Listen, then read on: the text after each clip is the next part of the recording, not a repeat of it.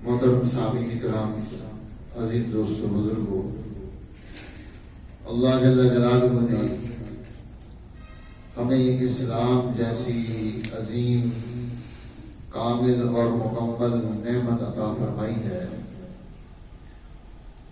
ہر اعتبار سے اس کے اندر حسن رکھا ہے، کمال رکھا ہے،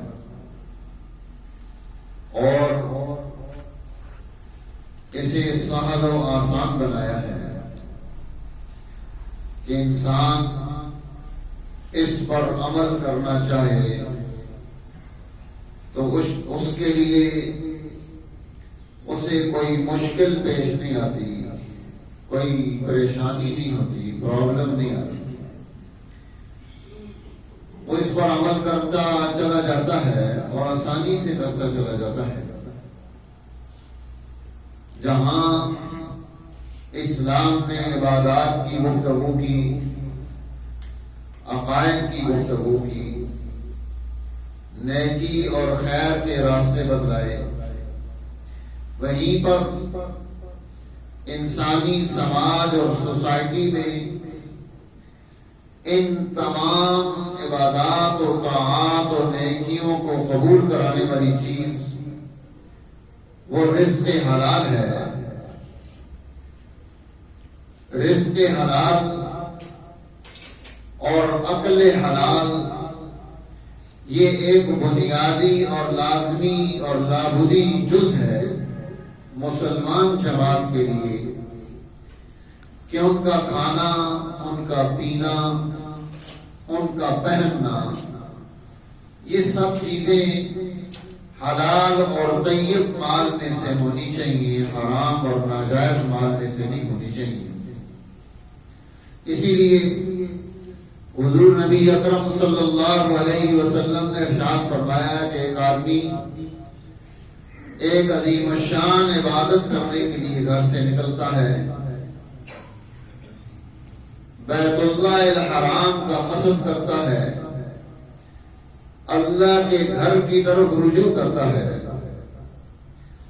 اور تھک ہار کر وہاں پہنچتا ہے۔ اس کی تھکاوٹ کے اثرات اس کے جسم پر بھی ظاہر ہو رہے ہوتے ہیں، اس کے چہرے سے بھی عیاں ہوتے ہیں۔ اشعث اغبر، بڑا گندا بال ہو کر، غبار آلود ہو کر، مٹی سے اٹا پٹا ہے اور بیت اللہ الحرام میں پہنچ چکا ہے۔ اللہ کی بارگاہ میں حاضر ہو کر کعبۃ اللہ کے سامنے ہاتھ اٹھا کر دعا مانگ رہا ہے، التجا کر رہا ہے، اور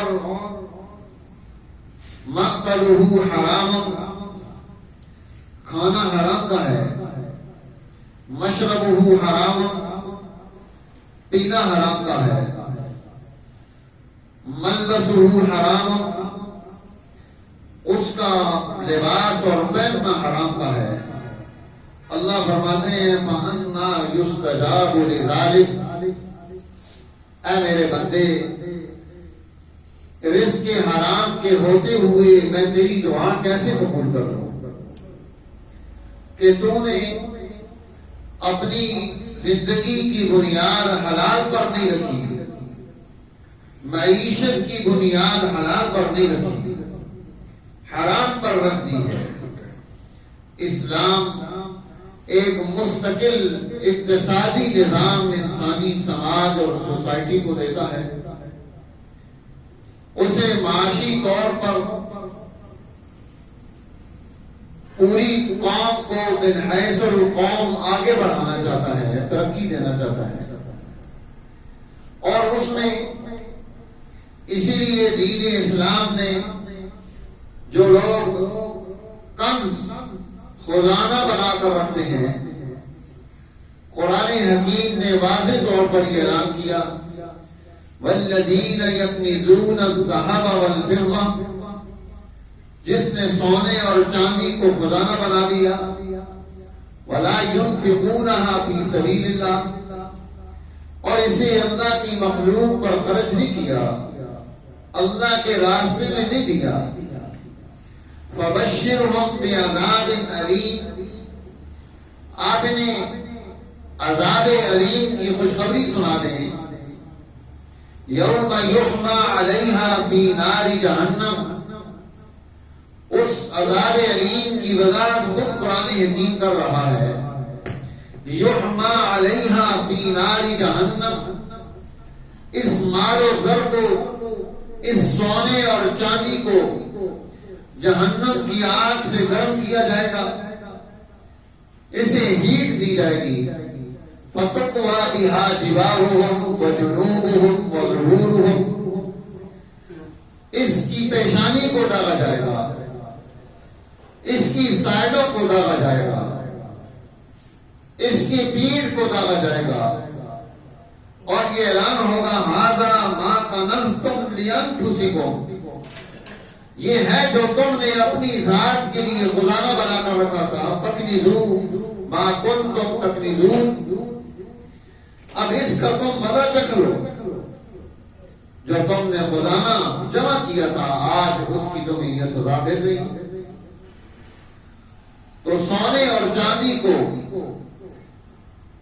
خزانہ بنا لینا، اللہ کی مخلوق کی معیشت کو تنگ کر دینا،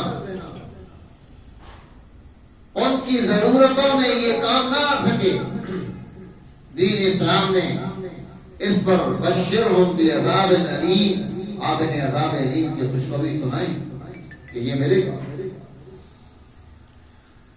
اسی طرح دوسری چیز، اسلام کے اس اقتصادی نظام کے اعتبار سے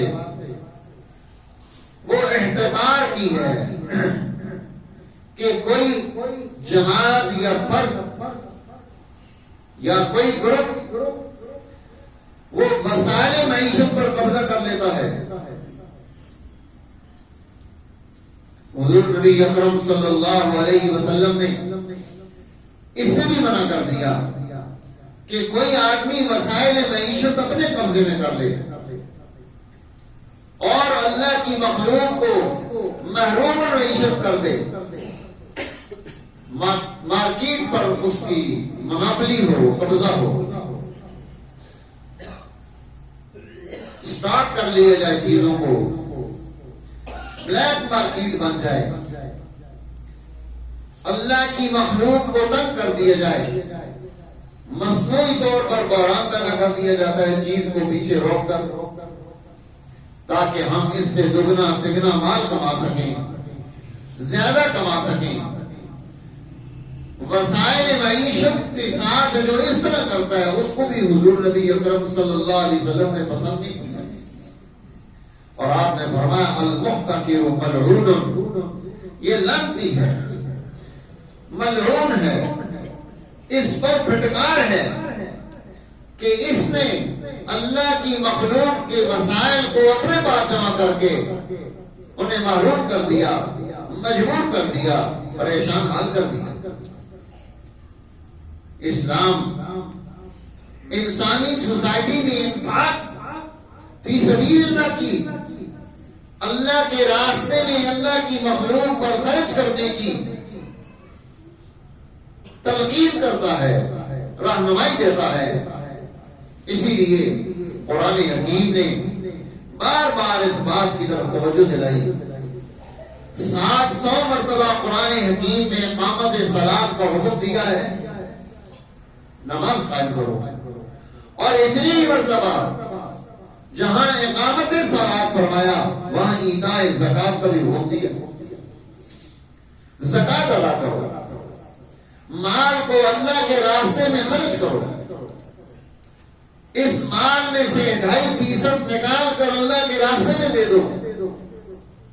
اب وہ جو پہلا دور تھا اس میں تو حکم یہ تھا یسألونک ماذا ينفقون،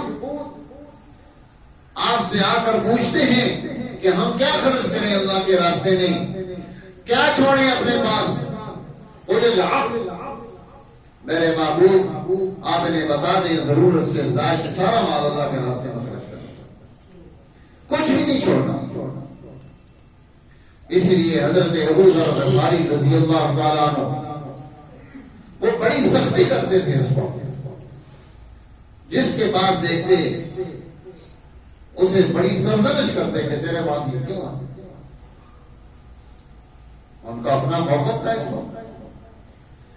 دین اسلام انسانی سماج اور سوسائٹی میں یہ جو خرچ کا حکم دیتا ہے، اسلام نے کہیں بھی جمع کا حکم نہیں دیا۔ آپ دیکھیے وراثت کیا چیز ہے کہ ترکہ تقسیم کر دیا جائے، باپ کے اس کے پاس اس کے مال میں جتنی چیزیں تھیں وہ اس کی اولاد میں تقسیم ہو گئی۔ 4 بیٹے ہیں تو 4 میں، 7 بیٹیاں ہیں تو 6 ہیں تو 6 میں تقسیم ہو گئے۔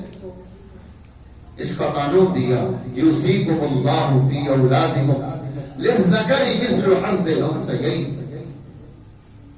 اللہ تمہیں وصیت کرتا ہے، یوصیکم اللہ فی اولادکم، تمہاری اولاد کے بارے میں، للذکر مثل حظ الانثیین، کہ ایک مرد کا حصہ 2 عورتوں کے حصے کے برابر ہے۔ اب اس کی پوری تفصیل سورۃ النساء میں پیش کی ہے، باپ کا کیا حصہ بنتا ہے، ماں کا کیا بنتا ہے، بہن کا کیا ہے، بھائی کا کیا ہے، عصبات کیا ہوتے ہیں، کون موجود ہوگا تو کس کو کتنا حصہ ملے گا، پوری تقسیم بتائی۔ اب وہی مال جو ایک آدمی کی ملکیت میں تھا وہ 7-8 آدمیوں کی ملکیت میں تقسیم ہو گیا۔ سب اپنی اپنی ضرورت کو پورا کر رہے ہیں، سب اپنا اپنا حق لے رہے ہیں، کوئی کسی کے مال پر قبضہ کر کے نہ بیٹھ جائے۔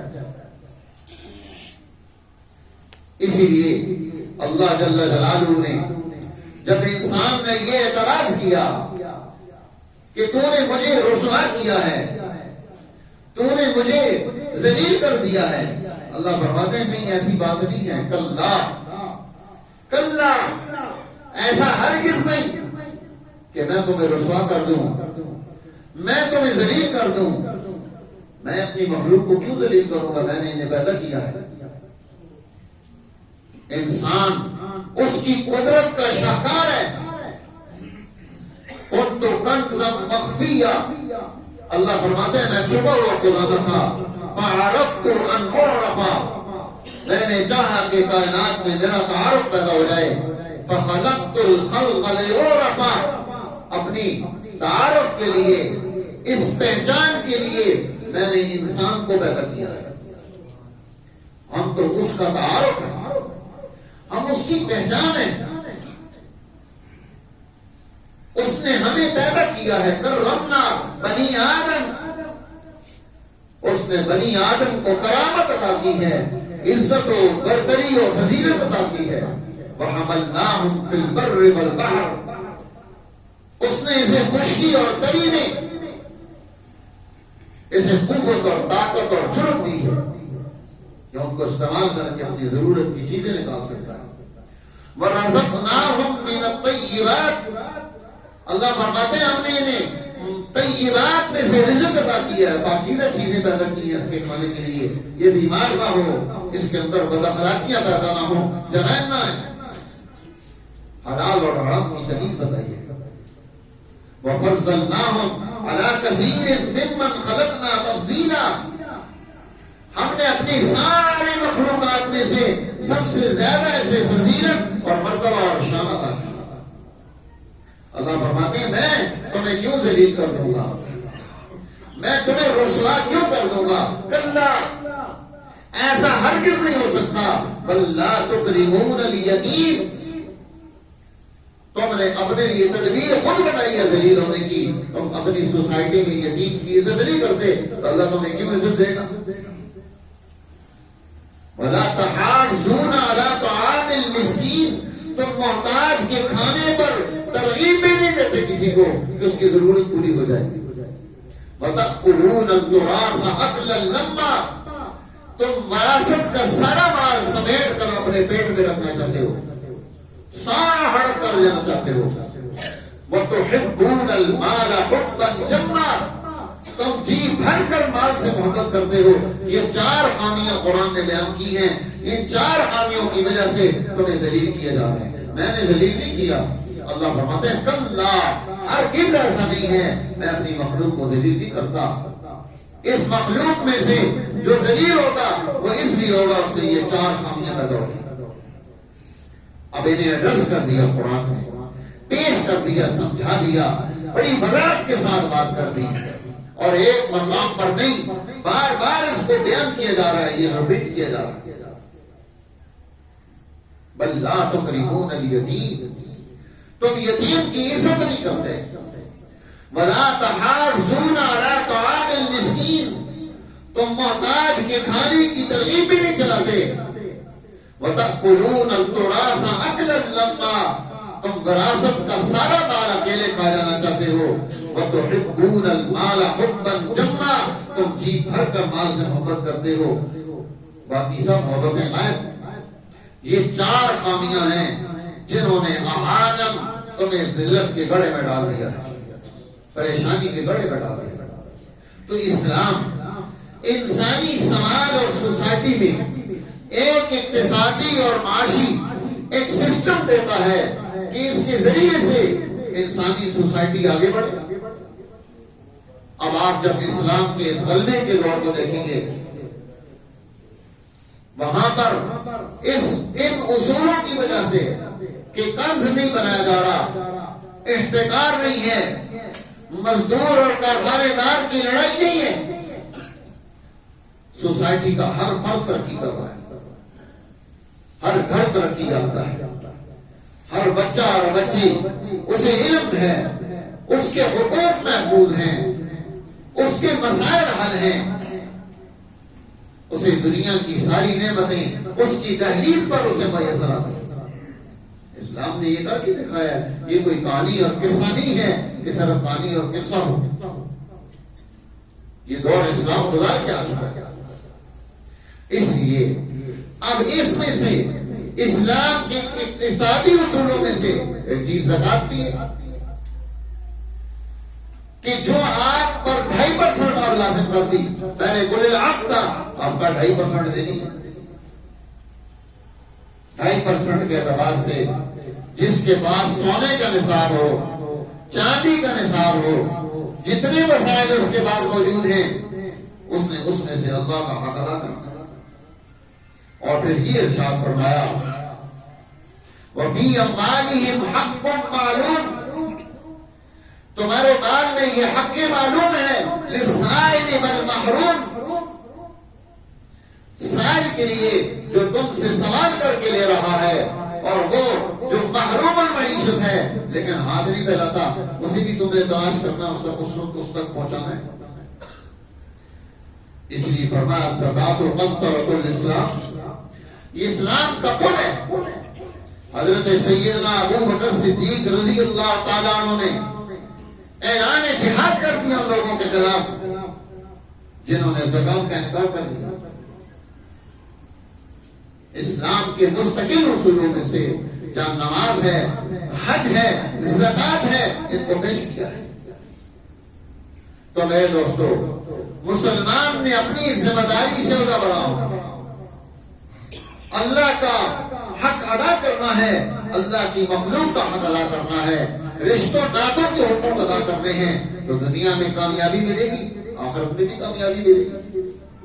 تو ہم میں سے ہر ایک نے غور کرنا ہے کہ میرے پاس اس وقت کیا ہے، اور اس میں سے میں نے اللہ کا حق کتنا کر دیا.